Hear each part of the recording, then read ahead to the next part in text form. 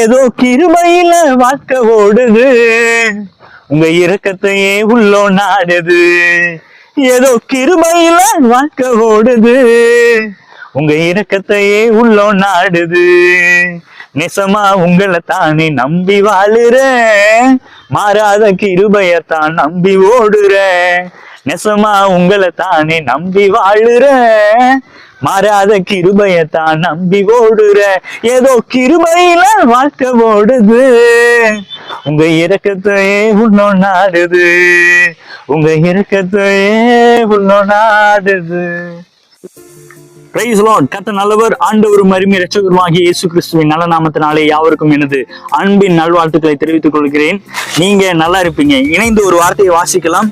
எபேசியரின் புத்தகம் அதனுடைய 2ஆம் அதிகாரம் அதனுடைய 8வது வசனம் இவனமாய் சொல்லியிருக்கிறது, கிருபையினாலே விசுவாசத்தை கொண்டு ரட்சிக்கப்பட்டீர்கள், இது உங்களால் உண்டானதல்ல, இது தேவனுடைய ஈவு.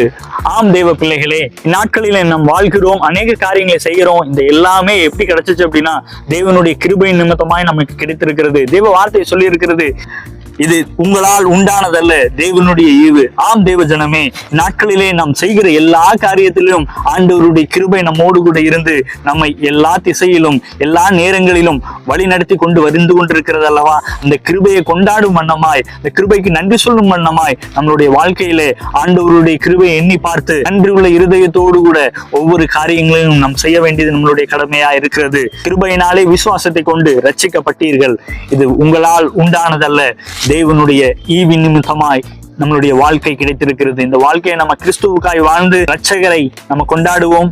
ஜெயமுள்ள வாழ்க்கையை நம்ம ஏறெடுப்போம். கர்த்தர் நம்மை ஆசீர்வதிப்பாராக. Have a good day. Praise the Lord.